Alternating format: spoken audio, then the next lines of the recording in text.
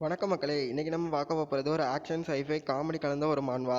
இந்த மான்வாவோட ஸ்டோரி என்னன்னா, ஆத்தரே அவர் எழுதின நாவலுக்குள்ளே போய் மாட்டிப்பாரு. உங்களுக்கு இந்த கதை பிடிக்கும்னு நான் எதிர்பார்க்குறேன். உங்களுக்கு இந்த கதை பிடிச்சிருந்துச்சுன்னா லைக் பண்ணுங்கள், ஷேர் பண்ணுங்கள், சப்ஸ்கிரைப் பண்ணுங்கள். நீங்கள் பண்ணக்கூடிய ஒரு லைக், ஷேர், சப்ஸ்கிரைப் தான் எனக்கு இன்னும் வீடியோ போடுறதுக்கு ஒரு மோட்டிவேஷனாக இருக்கும். நீங்கள் பார்த்துக்கிட்டு இருக்கிறது விபிஎஸ் கிளாஸ் தமிழ்.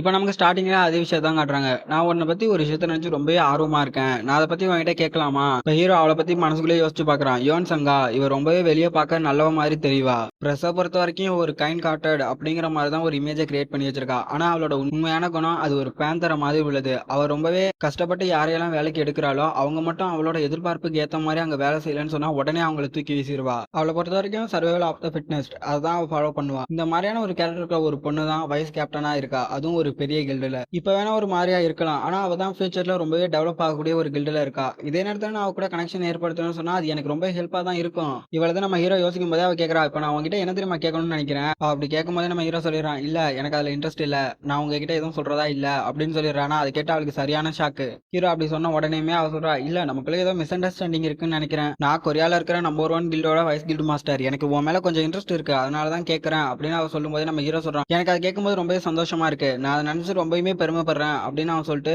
அது உண்மைக்குமே ஒரு ஜென்யூனான இன்ட்ரெஸ்டா அப்படி அவகிட்ட கேட்டுட்டு ஹீரோ மனசுக்குள்ளே யோசிக்கிறான். இப்ப இவளுக்கு என் மேல இருக்கிறது வந்து ஒரு கியூரியாசிட்டி மட்டும்தான். அந்த கியூரியாசிட்டி வந்து நான் எப்படி லைட் மேஜிக் யூஸ் பண்ணங்கிறது தான். அது தெரிஞ்சிடுச்சுன்னு சொன்னா நான் பெருசா யூஸ் ஆக மாட்டேங்கிறத அவன் மைண்ட் செட் ஆயிடும். எனக்கு இவ கூட கனெக்ஷன் வச்சுக்கிறது ரொம்ப நல்லதுதான், ஆனா இப்போ ஒன்னும் அதுக்கான சரியான நேரம் இல்ல. இப்ப அவட்ட சொல்றான், சரி இப்போ உங்களுக்கு எதுவும் இல்லைன்னு சொன்னா நான் இப்ப கிளம்புறேன் அப்படின்னு சொல்றானா. அவளுக்குன்னா சரியான ஷாக்கு. ஏன்னா என்னங்கிறா. அதோட அந்த இடத்துல அந்த சீனை கட் பண்றாங்க. அப்ப சரி இப்போ நம்ம அந்த ஸ்டிக்மாய்டு பவரை யூஸ் பண்ணி பார்ப்போமா அப்படின்னு ஹீரோ அந்த ஸ்டிக்மாய்டுல இருந்து அந்த பவரை யூஸ் பண்ணி பார்க்கறான். இப்போ ஒரு டிராகர் வரட்டும் அப்படிங்கிறானா. பார்த்தோம்னா அந்த ஸ்டிக்மாய்டுல இருந்து ஒரு டிராகர் வெளியே வருது. அடேங்கப்பா இது ரொம்ப சூப்பரா இருக்கே, நான் ஏதாச்சும் நினைச்சா மட்டும் போதும் போல இருக்கே, அதை என்னால ஈஸியா யூஸ் பண்ண முடியும்னு நினைக்கிறேன் அப்படின்னு அதை வச்சு ஆட்டிக்கிட்டு இருக்கான் நம்ம ஹீரோ. இப்போ நம்ம கிட்ட சொல்றாங்க, மேஜிக் பவர் ஒருத்தர்கிட்ட எப்படி திரும்ப அதிகம் இருக்கும், அவங்க ஒண்ணு சீக்கிரமா மேஜிக்கை கத்துக்க ஆரம்பிக்கணும், இல்லைன்னா அவங்களோட அந்த கிஃப்ட் தான் அவங்களோட மேஜிக் பவர் அதிகமா இருக்க காரணமா இருக்கும். நான் கொஞ்சம் கூட யோசிச்சே பார்க்கல தெரியுமா என்னால மேஜிக் பவர் யூஸ் பண்ண முடியும்னு. ஏன்னா நான் இந்த உலகத்தை சேர்ந்தவன் இல்லைங்கிறதுனால நான் முடிவு பண்ணேன் என்னால மேஜிக்கை யூஸ் பண்ண முடியாதுன்னு. ஆனா என்னால இது மாதிரியான விஷயங்களை யூஸ் பண்ணும்போது எனக்கும் ரொம்பவே சந்தோஷமா இருக்கு அப்படின்னு ஹீரோ யோசிக்கிறான். சரி ரெண்டு விஷயத்த பார்த்துட்டோம், இப்ப கடைசியா இருக்கிறத பார்ப்போம் அப்படின்னு சொல்றான். அது பார்த்தோம்னா ஏதோ புக்குன்னு இருக்கு.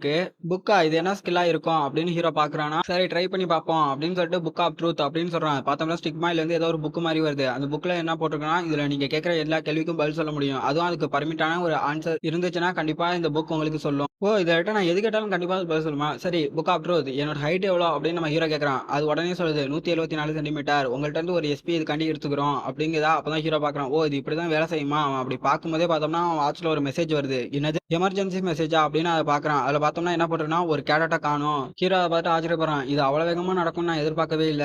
இதுதான் கியூபோட 2வது ஆர்க். இந்த ஆர்க்கோட பேரு கியூப் சீரியல் கில்லிங். இந்த ஆர்க்கோட பேருக்கு ஏத்த மாதிரியே தான் இந்த கதையும் இருக்கும். ஏன்னா தொடர்ந்து ஒரு 6 பேர் காணாம போவாங்க. அவங்க 6 பேருமே தொடர்ந்து செத்துக்கிட்டே இருப்பாங்க ஒருத்தரா. ஆனா அவங்க எப்படி சாவறாங்க எந்த ஒரு எவிடன்ஸுமே கிடைக்காது. உண்மையை சொன்னா ரொம்பவே குழப்பமா இருக்கும். ஏன்னா அடுத்தடுத்த யாரு காணாம போவாங்க எப்படி சாவாங்கிறதே தெரியாம இருக்கும். அதோட இதுல ரொம்ப முக்கியமான விஷயம் என்ன தெரியுமா, இந்த ஆர்க்கோட எண்டிங்ல கடைசி டார்கெட்டா இருக்கிறது யோன்ஹா தான். அப்படி சொல்லிட்டு ஹீரோ மனசுல யோசிச்சு பாக்குறான். இது ரொம்ப பிரச்சனையான ஒரு விஷயம். ஏன்னா ஃபர்ஸ்ட் இன்சிடென்ட் மியூசியம்ல நடந்தப்பயுமே அப்படிதான் அந்த கோஆத்தர் பண்ணி வச்சிருந்தான். ஸ்டோரி லைன் படி அந்த சப்போர்ட் கேரக்டர் நாயினோட சேர்ந்து அவனே கொண்டு இருப்பான். ஆனா அங்க என்ன நடந்துச்சுன்னா நாயும் சாக போற நிலைமைக்கு இப்ப தள்ளப்பட்டிருந்தா. அதே மாதிரி இங்க நடந்துச்சுன்னு சொன்னா அது ரொம்ப பிரச்சனை. அதனால இது நடக்கிறதுக்குள்ளயுமே அந்த கல்பிரேட்டோட கதையை நான் முடிச்சாகணும். ஏன்னா எனக்கு தான் தெரியுமா அந்த கல்பிரேட் யாருன்னு. ஆனா நான் இதுல உள்ள போய் கலந்துக்கிட்டேன்னு சொன்னா ஏதாச்சும் ரொம்ப முக்கியமான ஒரு விஷயம் மாறி போயிட்டுனா நான் என்ன பண்றது. சரி நம்ம இப்ப இதை உள்ள போக வேண்டாம், கொஞ்ச நாள் பார்ப்போம் என்ன நடக்குது. இப்ப அடுத்த நாள் காட்டுறாங்க. இப்ப ஜிம்மா தான் காட்டுறாங்க. ஜிம்ல பார்த்தோம்னா கிம் சுகா தண்ணி குடிச்சிட்டு இருக்கானா. அப்ப பக்கத்துல இருக்க அந்த கிளாஸ் பிரசிடன்ட் சொல்றான், ஏ அங்க பாரு.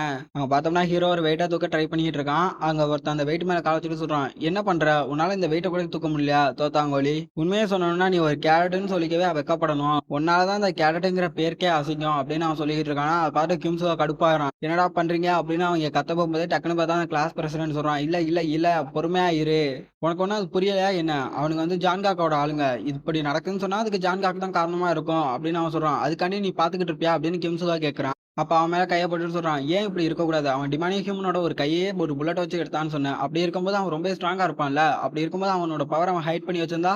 அப்படி அவன் இங்க சொல்லும் போது பார்த்தோம்னா ஹீரோ அந்த வெயிட்டை தூக்கவே ரொம்ப கஷ்டப்பட்டு முக்கி தூக்கிட்டு இருக்கான். அதை பார்த்துட்டு அவனு கேட்கறானு, ஏய் சீரியஸா உன்னால இது தூக்க முடியல என்னன்னா அந்த புள்ளி பண்ணவனுங்களே கேட்கறானுங்க. கிம்சுகோ அதுக்கு மேல பாத்துக்கிட்டு இல்லாம அவன்கிட்ட போய் கேட்கறான், ஹே என்னடா பண்ணிட்டு இருக்கீங்க அப்படின்னு அவன் கேட்கறானா. அங்கிட்டு பிரசிடண்டா பார்த்தோம்னா ஒருவேளை அவன் லக்ல தான் அந்த டிமானிக் ஹியூமனோட ஒரு கையை புல்லட் வச்சு எடுத்திருப்பானோ இப்போ வந்து கிம்சுகோ ஏன் இவ்வளோ கோவப்படுறான்னா பக்கத்துல இருந்து அந்த கிளாஸ் பிரசிடென்ட்டே கண்டுக்காம விட்டுட்டான். அதனால தான் கிம்சுகோ ரொம்பவே கடுப்பாயிருக்கான். அவன் அங்க போய் இது பண்ணும்போது அங்க சுத்தி இருக்க அந்த பசங்கலாம் பேசிக்க ஆரம்பிக்கிறாங்க. ஏய் அங்க என்ன சண்டை போட போறாங்களா என்ன? கிம்சுகோ தான் அந்த ஃபைட்டை ஆரம்பிச்சான்னு நினைக்கிறேன் அப்படின்னு சொல்றாங்க. அங்கிட்ட தான் நாயினும் நின்று பாத்துக்கிட்டு இருக்கா. இப்ப பார்த்தோம்னா அந்த டேரக்டர் வந்து கத்துறான், ஏன்டா ட்ரைனிங் எடுக்கும்போது இவ்வளவு சத்தம் போட்டுக்கிட்டு இருக்கீங்க, உங்களுக்குள்ள இப்ப என்னதான் பிரச்சனை அப்படின்னு அவன் வந்து கத்திக்கிட்டு இருக்கான். இப்ப அந்த டேரக்டர் சொல்றான், எல்லாரும் இங்க வாங்க, நீங்க கடைசியா எழுதுன அந்த குவிஸோட ரிசல்ட் வந்துருச்சு, யாரு டாப்ல இருக்கா எல்லாத்தையும் நீங்களே வந்து பாத்துக்கங்க அப்படின்னு அவன் அதை ஒட்டி வச்சுட்டு போறான்.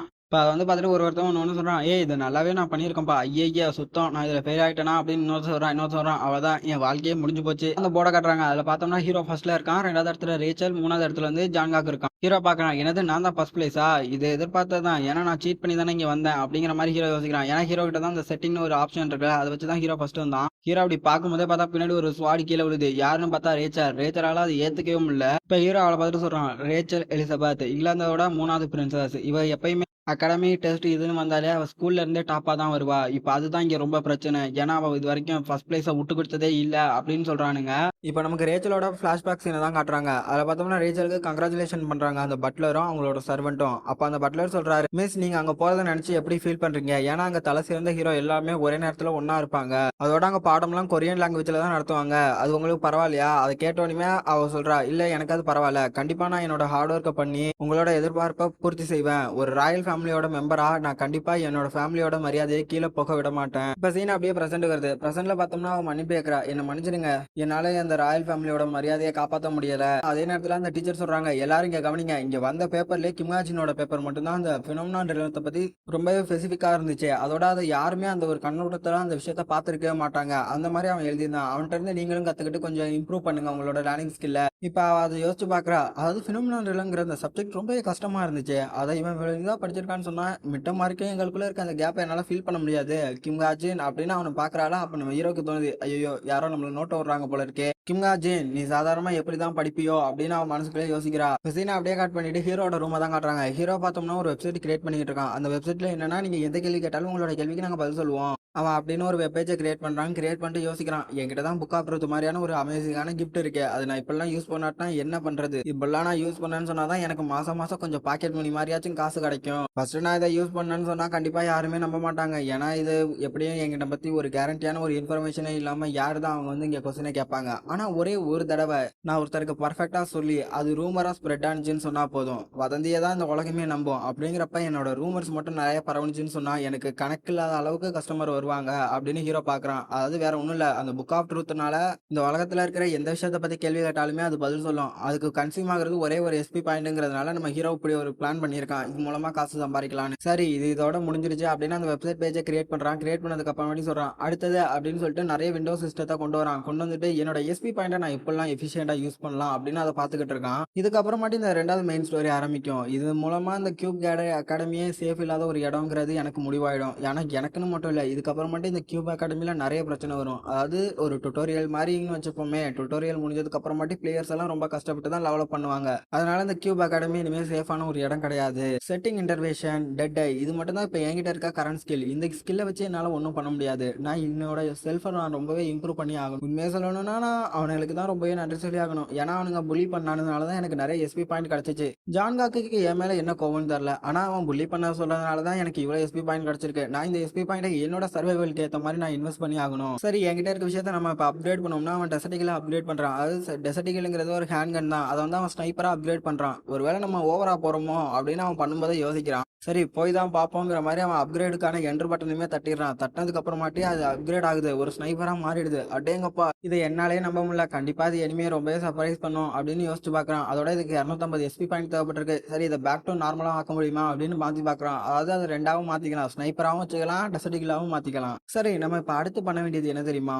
ஆர்ட். அதாவது ஒருத்தருக்கு கிஃப்ட் இந்த உலகத்துல எவ்வளவு முக்கியமோ அதே மாதிரி ஆர்ட்ங்கிறது ரொம்பவே முக்கியம். ஒருத்தர்கிட்ட மேக்ஸிமம் 3 ஆர்ட் இந்த உலகத்துல இருக்கும். இப்ப நமக்கு ஆர்ட்டை பத்தி சொல்றாங்க. ஆர்ட்ங்கிறது ரொம்ப பெரிய விஷயம் கிடையாது, இருந்தாலுமே அது இந்த உலகத்துல மேஜிக் பினோமினால இருந்து பெருசா பலன் கிடைக்காதவங்களுக்கு அந்த ஆர்ட் தான் ரொம்பவே முக்கியமான ஒரு விஷயமா இருக்கு. அதாவது இந்த டிராயிங் பண்றது, பாக்ஸிங், இது எல்லாமே ஆர்ட்ல தான் வரும். இந்த ஆர்ட் மூலமா ஒருத்தரோட பிசிக்கல் ஸ்கில் எதிர்பார்க்காத அளவுக்கு இன்க்ரீஸ் பண்ண முடியும். ஒரு ஸ்னைப்பரா நான் ஒரு அசாசியனா இருக்கிறேன், அப்படி இருக்கும்போது எனக்கான ஒரு பிசிக்கல் டெக்னிக்னு நான் சொன்னா அது பொசிஷனிங் தான். பொசிஷனிங்கிறது வந்து ஒரு ஸ்டேபிளான ஒரு இடத்துல நிற்கிறது. அதாவது எந்த மாதிரியான ஒரு இடத்துல இருந்துமே கரெக்டாக அவனோட டார்கெட்டை எய்ம் பண்ணி ஃபயர் பண்ணுறதுக்கு அவனுக்கு பொசிஷனிங் ரொம்பவே தேவைப்படும். அதனால அவன் அதை தான் கிரியேட் பண்ணுறான். நம்ம ஹீரோவால் எப்படி ஆர்ட்டை அவனுக்கு ஏற்ற மாதிரி கிரியேட் பண்ணிக்க முடியுதுன்னா அதுக்கு அந்த செட்டிங் இன்டர்வேஷன் ஸ்கில் மூலமாக தான் நம்ம ஹீரோ அதெல்லாம் கிரியேட் பண்ணிக்கிட்டு இருக்கான். இப்போ பார்க் வேக் அப்படிங்கிற ஒரு லோ கிரேட் ஸ்கில் கிடச்சிருக்கு. அதாவது அந்த மூவ்மெண்ட் எபிலிட்டி தான். அதாவது ஃபாஸ்ட்டாக மூவ் பண்ண முடியும். இவன் அந்த பொசிஷனை இது பண்ணுறதுக்காண்டியே அவன் அந்த புக்கில் ரைட் பண்ண அந்த ஆர்ட்டை ஒரு ஸ்கில்லாக மாற்றிருக்கான். அதை ஸ்கில்லாக மாற்றணுங்கிறதுக்காண்டியே அவன் 350 SP பாயிண்ட் வேற யூஸ் பண்ணியிருக்கான். இப்போ ஹீரோ அந்த ஸ்கில்லை கிரியேட் பண்ணதுக்கு அப்புறமாட்டி யோசிச்சு பார்க்குறான், இப்போதைக்கு என் பாடியில் எதையுமே ஸ்பெஷலாக ஃபீல் பண்ண முடியலை. ஒருவேளை நான் ஹார்ட் ஒர்க் பண்ணால் அது கண்டிப்பாக வெளியே வரும்னு நான் நினைக்கிறேன். ஹீரோ அந்த ஸ்கில்லை ஃபீல் பண்ண முடியுமா அப்படின்னு பார்த்துக்கிட்டு இருக்கும்போதே ஹீரோக்கு ஒரு மெசேஜ் வருது. அதில் என்ன போட்டிருக்குன்னா, யுனிவர்சல் கிளாஸ் ஸ்டூடெண்ட் ஒருத்தனை நேத்திலேருந்தே காணும், யாராச்சும் பார்த்தீங்களா அப்படின்னு போட்டிருக்கா. அதை பார்த்து நம்ம ஹீரோ யோசிக்கிறான், போச்சு இவன் தான் 2வது விக்டிம்.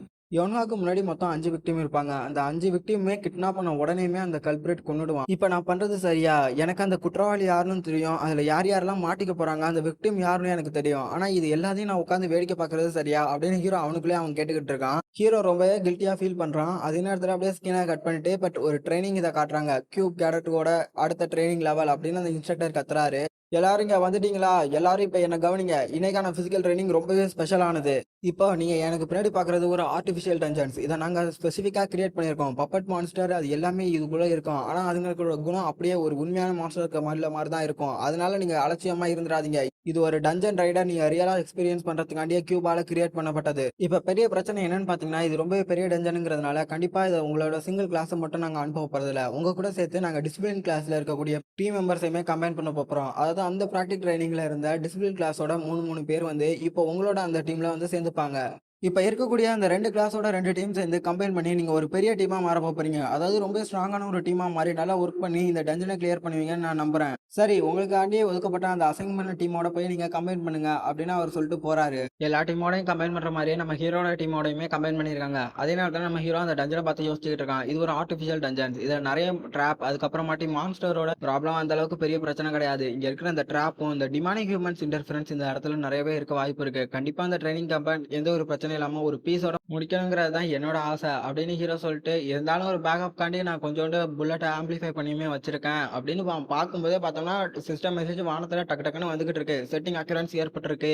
ஹீரோக்குனா நம்பவே முடியல. என்ன செட்டிங் சேஞ்ச் ஆயிட்டா, இதுக்கு வாய்ப்பே இல்லை அப்படின்னா டீம் மெம்பர்ஸ் மொத்தமா மாறி போயிருப்பாங்க. அது 3 பேர் யாரு? இப்போ வந்து அங்கிட்டு பேக்ரவுண்ட்ல நிறைய வாய்ஸ் கேக்குது. டீம் 1 இங்கிட்டு வாங்க, டீம் 3 அங்கிட்டு போய் சேருங்க.